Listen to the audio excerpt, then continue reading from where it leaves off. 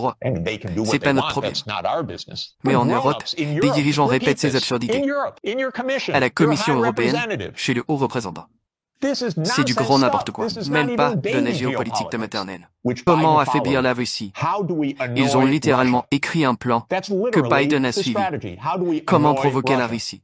We're C'est trying ça to leur provoke stratégie. it, trying to make it break apart, Provoquer, maybe have regime affaiblir, change, fragmenter. maybe have unrest, Peut-être maybe have provoquer un economic changement de crisis. régime, du chaos, That's what you call une your crise ally. économique. Are you kidding? Le célèbre économiste Jeffrey Sachs a littéralement démoli le Parlement européen en pleine face lors d'un récent discours, avertissant les dirigeants européens qu'ils devaient désormais se concentrer sur leur souveraineté et sur ce dont l'Europe a besoin. Maintenant que les États-Unis non seulement engagent des pourparlers de paix avec la Russie, mais leur tournent aussi le dos. Jeffrey Sachs n'est pas seulement un ami de l'émission. Il possède aussi de nombreux contacts à Washington, et il les a mobilisés alors que le conflit en Ukraine était sur le point d'éclater. Voici ce qu'il a déclaré à propos de son échange avec Jake Sullivan, le conseiller à la sécurité nationale de Biden, en décembre 2021. Une heure avec Jake Sullivan à la Maison-Blanche, le suppliant d'éviter la guerre. Vous pouvez éviter la guerre. Tout ce que vous avez à faire, c'est dire que l'OTAN ne s'élargira pas à l'Ukraine. Et il m'a répondu, « Oh, l'OTAN ne va pas s'étendre à l'Ukraine, ne t'inquiète pas. » Je lui ai dit, « Jake, dis-le publiquement. » Non, non, non, non. On ne peut pas le dire publiquement. Je lui ai dit, « Jake, vous allez déclencher une guerre pour quelque chose qui ne va même pas arriver. » Il m'a dit, « Ne t'inquiète pas, Jeff, il n'y aura pas de guerre. » Ces gens ne sont pas très intelligents. Je vous le dis franchement. Ils ne sont pas très intelligents. Et je traite avec eux depuis plus de 40 ans. Ils se parlent entre eux. Ils ne parlent à personne d'autre. Ils appliquent la théorie des jeux en mode non coopératif. Ils ne négocient pas. Ils ne cherchent pas la paix. Ils définissent simplement leur stratégie sans jamais consulter l'autre camp. C'est l'essence même de cette théorie. Ça vient de la Rand Corporation. Et c'est toujours ce qu'ils appliquent. En 2019, il y avait un rapport de la Rand. Comment affaiblir la Russie? Ils ont littéralement écrit un plan que Biden a suivi. Comment provoquer la Russie? C'est ça leur stratégie. Provoquer, affaiblir, fragmenter. Peut-être provoquer un changement de régime, du chaos, une crise économique. C'est lui que vous appelez votre allié. Et maintenant, bien sûr, les États-Unis tombent le masque. Comme le dit Donald Trump, non, nous ne sommes pas alliés, nous ne sommes pas amis. Soit vous êtes avec nous et sous notre contrôle, soit vous êtes contre nous. Et Trump, lui, ne voit aucune limite à cette soumission. J'ai donc eu un long et frustrant appel avec Sullivan. J'étais debout dans un froid glacial. Je voulais juste profiter d'une journée de ski. Et là, j'étais en train de supplier. Jake, ne fais pas la guerre. Oh, il n'y aura pas de guerre, Jeff. On sait ce qui s'est passé le mois suivant. Ils ont refusé de négocier. La pire absurdité de l'OTAN, c'est cette soi-disant politique de la porte ouverte. L'OTAN se donne le droit d'aller où elle veut, sans que les pays voisins aient leur mot à dire. Je dis aux Mexicains et aux Canadiens, ne vous amusez pas à essayer. Trump pourrait bien vouloir annexer le Canada. Le Canada pourrait-il inviter la Chine à construire une base militaire en Ontario? Je ne leur recommanderais pas. Et les États-Unis ne diraient jamais, eh bien, c'est leur affaire, c'est leur droit. C'est pas notre problème. Mais en Europe, des dirigeants répètent ces absurdités. À la Commission européenne, chez le haut représentant. C'est du grand n'importe quoi, même pas de la géopolitique de maternelle. Le fait que l'Europe continue encore aujourd'hui. Alors que les États-Unis lui disent « C'est fini pour vous, on s'en fiche, débrouillez-vous seuls, mais au passage, payez-nous plus pour nos armes et équipements militaires. Augmentez vos dépenses militaires à 5%. Et financez ça vous-même, parce que nous, on ne veut plus rien avoir à faire avec l'Europe en ce moment. » De la part d'Annalena Baerbock, la soi-disant ministre des Affaires étrangères, Ursula von der Leyen, la soi-disant présidente de la Commission européenne, ainsi que tous ses dirigeants, reprennent exactement les discours que Jeffrey Sachs dénonce. Ils justifient l'implication totale de l'OTAN aux frontières russes en agitant le spectre d'un expansionnisme russe fantasmé. Mais posez-vous une question simple. Si la Chine et la Russie établissaient des bases militaires au Mexique et au Canada, Pensez-vous une seule seconde que les États-Unis ne réagiraient pas? L'intention de Poutine dans cette guerre, je peux vous dire quelle était son intention. C'était de forcer Zelensky à négocier la neutralité. Et cela s'est produit dans les 7 jours suivant le début de l'invasion. Vous devez comprendre cela. C'est exactement ce qu'il explique. Il dit que la propagande qui vous raconte que la Russie a échoué dans sa tentative d'envahir l'Ukraine est absurde. Comprenez bien une chose, l'objectif était d'empêcher l'OTAN, et donc les États-Unis, de s'installer aux frontières de la Russie.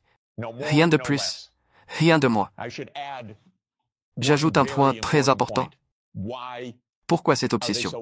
D'abord parce que si la Chine ou la Russie décidaient d'établir une base militaire sur le Rio Grande ou à la frontière canadienne, non seulement les États-Unis paniqueraient, mais il y aurait une guerre en 10 minutes. Mais aussi parce que les États-Unis ont unilatéralement abandonné le traité antimissile balistique en 2002. Ils ont démantelé l'architecture du contrôle des armements nucléaires. Et puis, le cadre du contrôle des armements nucléaires repose sur l'idée d'empêcher une frappe en premier. Le traité ABM était un élément clé de cet équilibre. Les États-Unis ont unilatéralement quitté le traité ABM en 2002. Cela a fait exploser la colère russe. Tout ce que je décris s'inscrit aussi dans le contexte de la destruction du cadre de contrôle nucléaire. À partir de 2010, les États-Unis ont installé des systèmes de missiles Aegis en Pologne, puis en Roumanie. Et la Russie n'apprécie pas ça. L'une des questions en discussion en décembre 2021 et janvier 2022 était de savoir si les États-Unis revendiquaient le droit d'installer des systèmes de missiles en Ukraine. Et Blinken a dit à Lavrov en janvier 2022, les États-Unis se réservent le droit de placer des systèmes de missiles où ils veulent. C'est ça, votre soi-disant allié.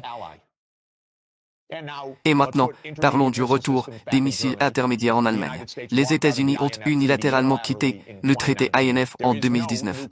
Il n'existe plus aucun cadre de contrôle des armes nucléaires. Rien. Quand Zelensky a dit « Au bout de 7 jours, négocions », je connais les détails de cette affaire à la perfection, et j'ai parlé en détail avec toutes les parties concernées. En quelques semaines, un document a été échangé. Il avait été approuvé par le président Poutine, présenté par Lavrov et géré par les médiateurs turcs. J'ai pris l'avion pour Ankara afin d'écouter en détail ce que faisaient les médiateurs. Et l'Ukraine s'est retirée unilatéralement d'un accord qui était quasiment conclu. Pourquoi? Parce que les États-Unis le leur ont ordonné. Parce que le Royaume-Uni a ajouté la cerise sur le gâteau en envoyant Boris Johnson en Ukraine début avril pour tout saboter. Et récemment, il a expliqué, et c'est vérifiable, que l'enjeu ici n'est pas l'Ukraine, mais l'hégémonie occidentale. Keith Starmer s'avère encore pire. C'est inimaginable, mais c'est la vérité. Boris Johnson l'a expliqué. Vous pouvez vérifier.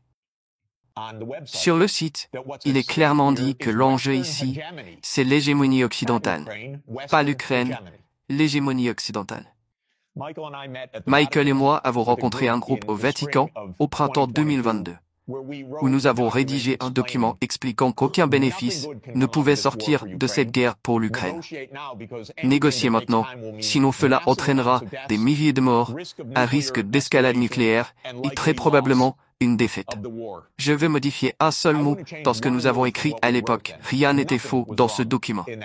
Vous réalisez à quel point c'est insensé que l'Europe, ces pays européens, continuent de défendre le conflit en Ukraine, continuent de vouloir toujours plus de dépenses militaires et veulent même prendre en charge le conflit à la place des États-Unis. Ce qui est impossible, soit dit en passant. Tout cela alors que nous faisons face à une menace nucléaire comme nous n'en avons pas vu depuis la crise des missiles de Cuba. Et devinez qui seront les victimes de ce conflit nucléaire. Oh oui, il n'y aura pas que l'Ukraine, il n'y aura pas que la Russie, ce sera toute l'Europe. Les États-Unis sont à des milliers de kilomètres. L'Europe, elle, est en train de se suicider. Et depuis ce document, depuis que les États-Unis ont éloigné les négociateurs de la table des discussions, 1 million d'Ukrainiens ont été tués ou gravement blessés. Et les sénateurs américains, Ces politiciens aussi cyniques, aussi corrompus qu'on puisse imaginer, disent c'est un investissement parfait. Pas un seul Américain ne meurt. C'est une guerre par procuration dans sa forme la plus pure. Un sénateur américain près de chez moi, Blumenthal, le dit ouvertement. Mitt Romney le dit ouvertement. C'est le meilleur argent que l'Amérique puisse dépenser. Aucun Américain ne meurt. C'est irréel. Et maintenant revenons à ce qui s'est passé jusqu'à hier. Ce projet a échoué. L'idée derrière ce projet était que la Russie allait piller. Toute l'approche reposait sur l'idée que la Russie ne pourrait pas résister, comme l'expliquait Zbigniew Brzezinski en 1997. Les Américains étaient persuadés d'avoir la main. Ils pensaient gagner en bluffant. Pourquoi? Ils ne vont pas vraiment se battre. Ils vont pas vraiment mobiliser. Et couper de SWIFT, ça va les écraser. Les sanctions économiques, ça va les faire plier. Les HIMARS, ça va les anéantir. Les ATACMS, ça va les écraser. J'entends ce discours depuis 70 ans. J'ai commencé à en comprendre les rouages depuis 56 ans. Il raconte des absurdités tous les jours. Mon pays, mon gouvernement, tout cela m'est totalement familier. J'ai supplié les Ukrainiens. J'avais un passé de conseiller avec eux. Je ne suis pas anti-ukrainien. Je suis pro-ukrainien à 100%. Je leur ai dit, sauvez vos guides, sauvez votre souveraineté, sauvez votre territoire, restez neutre. N'écoutez pas les Américains. Je leur ai répété cette phrase célèbre d'Henry Kissinger, être un ennemi des États-Unis est dangereux, mais être un allié est fatal. Être un allié des États-Unis est fatal. L'Europe est en train de le comprendre à ses dépens. Les États-Unis sont en train de se désengager militairement de l'Europe. L'administration Trump fait du bruit, mais le repli américain rend l'Europe encore plus dépendante. L'Europe va devoir créer son propre appareil militaire. Mais elle n'a pas la capacité industrielle pour suivre. Même les États-Unis n'ont pas les ressources pour répondre aux exigences de la guerre moderne. On l'a vu en Ukraine. Les HIMARS, toutes ces armes. Elles devaient être le miracle qui allait écraser la Russie. Rien ne s'est passé comme prévu. Et maintenant, l'Europe veut aller encore plus loin. Elle demande à Trump de maintenir ce soi-disant partenariat avec les États-Unis. Alors que l'Europe vit exactement l'effet Kissinger. L'Europe est détruite, sacrifiée par les États-Unis, et ses dirigeants se prosternent et en redemandent. C'est une relation toxique. Il n'y a même pas de lune de miel dans ce cycle infernal. Alors, laissez-moi le répéter. Être un ennemi des États-Unis est dangereux, mais être un allié est fatal. Trump ne veut pas être du côté des perdants. C'est pour cela que cette guerre prendra fin. Trump et Poutine trouveront un accord. Si l'Europe continue à jouer les vaques en guerre, ça ne changera rien. La guerre va se terminer. Alors faites-vous à cette idée. Dites-le à vos collègues. C'est fini. Et c'est fini, parce que Trump ne veut pas traîner un fardeau. Ce n'est pas une question de morale. Il ne veut pas d'un perdant. Et cette guerre est un échec. Celui qui sera sauvé par les négociations en cours en ce moment, c'est l'Ukraine. Le deuxième, c'est l'Europe. Vos marchés boursiers montent ces derniers jours à cause de cette horrible nouvelle. Les négociations avancent. Je sais que cela a été accueilli avec horreur dans ces enceintes. Mais c'est la meilleure nouvelle que vous pourriez espérer. J'ai essayé. Ils ne m'écoutent pas. Mais j'ai tenté de joindre certains dirigeants européens. La plupart ne veulent rien entendre venant de moi. Mais je leur ai dit, ne partez pas à Kiev. Allez à Moscou. Discutez avec vos homologues. Vous plaisantez. Vous êtes l'Europe. Vous êtes 450 millions de personnes. Vous représentez une économie de 20 000 milliards de dollars. Vous devriez être le principal partenaire économique de la Russie. C'est un lien naturel, en fait. Si quelqu'un veut parler de comment les États-Unis ont fait exploser Nord Stream, je suis disponible. Nord Stream. Bonjour. L'Europe s'est totalement vendue. Et ce ne sont pas les peuples européens. Ce ne sont pas les classes populaires européennes. On parle ici des élites dirigeantes qui passent des accords juteux avec les grandes entreprises et la classe politique américaine pour alimenter, précipiter et faciliter la politique étrangère néoconservatrice. Au point que la Russie, un voisin au nord et à l'est, est aujourd'hui diabolisée, sabotée. Ils tentent d'attaquer la Russie. Rien de tout cela n'a fonctionné. L'économie russe croît d'environ 4%. L'Europe est en déclin. L'Europe ne croît pas. Regardez l'Allemagne. Tous les médias mainstream occidentaux sonnent l'alarme. L'Allemagne est en récession, et elle va y rester un bon moment. Elle ne croît même pas de 1%. L'Europe dans son ensemble ne croît même pas de 2%. C'est une économie européenne stagnante, affaiblie, qui s'est coupée de son propre voisin. Et qui en réalité s'est encore plus soumise aux États-Unis. L'économie européenne s'effondre, pendant que les États-Unis et leurs entreprises énergétiques engrangent des profits gigantesques. C'est une politique suicidaire pour l'Europe. Et Jeffrey Sachs avertit, il supplie, mais ils ne veulent pas l'écouter. Ils ne prennent même pas ses appels. C'est l'un des rares Américains qui parle aux médias indépendants, qui parle à tout le monde, qui est anti-guerre, qui a travaillé avec de nombreux gouvernements, même Jake Sullivan lui répondait avant le début du conflit. Mais pas les dirigeants européens. C'est un état d'esprit de déclin. C'est un état d'esprit d'autodestruction politique et économique. C'est l'état d'esprit de l'Europe aujourd'hui. L'administration Trump est impérialiste au fond. Les grandes puissances dominent le monde. Nous faisons ce que nous voulons quand nous le pouvons. Nous ferons mieux qu'un Biden sénile et nous couperons nos pertes si nécessaire. Il y a plusieurs zones de guerre dans le monde. Le Moyen-Orient en est une autre. On ne sait pas ce qui va se passer là-bas.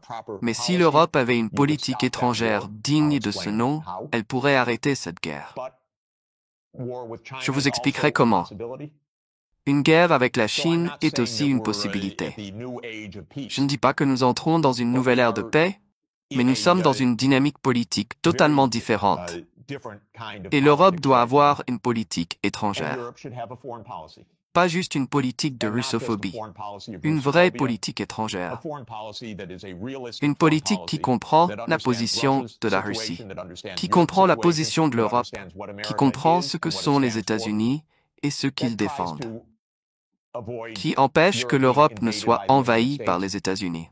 Car ce n'est pas impossible que l'Amérique débarque des troupes en territoire danois. Je ne plaisante pas, et je ne pense pas eux plaisantent non plus. L'Europe doit avoir une vraie politique étrangère. Pas juste des négociations avec Trump pour essayer de le calmer. Vous savez ce que ça va donner? Appelez-moi après pour me le raconter. S'il vous plaît, ne laissez pas des officiels américains diriger l'Europe. Ayez des dirigeants européens. Ayez une politique étrangère européenne. Vous allez vivre aux côtés de la Russie pendant longtemps? Alors, négociez avec la Russie. Il y a de vraies questions de sécurité sur la table. Mais cette russophobie délirante ne sert ni votre sécurité, ni celle de l'Ukraine. Elle a contribué à 1 million de morts en Ukraine à cause de cette aventure américaine insensée à laquelle vous avez adhéré et dont vous êtes devenus les plus fervents supporters. Ça ne résout rien. Et au sujet du Moyen-Orient, les États-Unis ont totalement délégué leur politique étrangère à Netanyahou depuis 30 ans. Le lobby pro-israélien domine la politique américaine. Il n'y a aucun doute là-dessus. Je pourrais vous expliquer pendant des heures comment ça fonctionne. C'est extrêmement dangereux.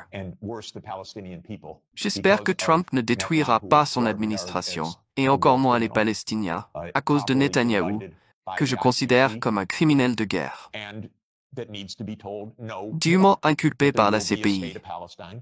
Il faut dire stop.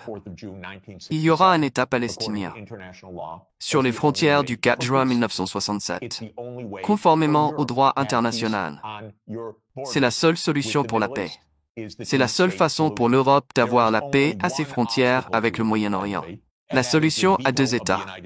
Il n'y a qu'un seul obstacle à cela d'ailleurs, et c'est le veto des États-Unis au Conseil de sécurité de l'ONU. Si vous voulez avoir un peu d'influence, dites aux États-Unis de lever leur veto. Vous êtes aux côtés de 180 pays dans le monde. Les seuls qui s'opposent à un État palestinien sont les États-Unis, Israël, la Micronésie, Nauru, Tuvalu et la Papouasie-Nouvelle-Guinée, ainsi que M. Malay et le Paraguay. Voilà un domaine où l'Europe pourrait avoir une énorme influence. L'Europe est devenue muette sur le JCPOA et l'Iran. Le plus grand rêve de Netanyahou, dans sa vie, c'est une guerre entre les États-Unis et l'Iran, et il n'a pas abandonné cette idée. Et il n'est pas impossible que cela arrive. Et c'est parce que, sur ce sujet, les États-Unis n'ont pas de politique étrangère indépendante. Elle est dictée par Israël. C'est tragique. C'est hallucinant, en fait. Mais ça pourrait changer. Trump pourrait décider de reprendre la main sur la politique étrangère. Peut-être. J'espère que ce sera le cas. Enfin, un mot sur la Chine. La Chine n'est pas un ennemi. La Chine est simplement une réussite. Et c'est précisément pour cela qu'elle est perçue comme une menace par les États-Unis, parce que l'économie chinoise est plus grande que celle des États-Unis. La bombe de vérité lâchée au Parlement européen se termine par cette phrase. La Chine n'est pas notre ennemi. Elle est la preuve vivante qu'un autre modèle fonctionne. Et c'est pour cela que les États-Unis veulent la guerre. Jeffrey Sachs a été très diplomate ici. Il n'a même pas mentionné le fait que l'Europe a aussi tenté d'emboîter le pas aux États-Unis face à la Chine, ce qui serait encore plus suicidaire pour elle. Car une grande partie de l'économie européenne, et notamment son commerce, est liée à la Chine. L'économiste Jeffrey Sachs vient donc d'expliquer dans tous les domaines de la politique étrangère comment l'Europe a été entièrement prise en otage par les États-Unis. Si l'Europe veut se libérer, si elle veut être vraiment libre, si elle veut prospérer et vivre en paix, elle va devoir y parvenir seule. Mais elle ne pourra pas y arriver avec des dirigeants comme Emmanuel Macron, Annalena Baerbock, Olaf Scholz ou Keir Starmer. Oui, Starmer est au Royaume-Uni et le pays est sorti de l'UE. Mais ces dirigeants sont tous animés par la même obsession, se soumettre aux États-Unis pour en tirer profit personnellement, quitte à entraîner l'Europe tout entière dans l'abîme. Voilà où en est l'Europe aujourd'hui. Et c'est précisément ce contre quoi Jeffrey Sachs met en garde. Il existe une issue. Et cette issue, c'est l'indépendance, la vraie. Pas une dépendance encore plus grande envers les États-Unis qui se font passer pour ceux qui coupent les ponts tout en renforçant votre dépendance à leur complexe militaro-industriel, soi-disant pour assurer votre sécurité. Soyons honnêtes. L'Europe n'est pas menacée par la Russie. En décembre 2021, la Russie a supplié l'OTAN et les États-Unis. C'est ce qui a conduit Jeffrey Sachs à appeler Jake Sullivan pour lui dire « Ne faites pas ça ». La Russie avait des demandes de garantie de sécurité sur l'expansion de l'OTAN. Elles ont été rejetées en bloc. Et l'Europe a joué un rôle central dans tout ce processus. Depuis Minsk, l'Europe a saboté toute chance de paix entre la Russie et l'Ukraine. Et bien sûr, l'OTAN a alimenté tout ce chaos. Voilà où en est l'Europe aujourd'hui. Elle est dans l'abîme. Et si elle veut s'en sortir, elle ferait mieux d'écouter Jeffrey Sachs. Parce que ce qu'il dit est 100% vrai. Il n'y aura pas d'issue, pas de sortie de cette spirale de déclin, de cet effondrement, tant que l'Europe ne commencera pas à se libérer de la véritable entité qui cause ces problèmes, qui déclenche ces guerres, qui crée ces crises, et qui précipite l'Europe, non seulement dans la récession, non seulement dans une stagnation économique, mais dans un véritable statut semi-colonial. Beaucoup considèrent que l'Europe est un partenaire junior des États-Unis depuis la fin de la guerre froide. Mais en réalité, ce statut remonte à la fin de la Seconde Guerre mondiale. Aujourd'hui, l'Europe est devenue si faible, si pathétique, si soumise, qu'on ne peut plus parler de partenariat. L'Europe est en état de semi-colonisation. Alors l'Europe écoutera-t-elle cet avertissement ? Dites-moi ce que vous en pensez dans les commentaires.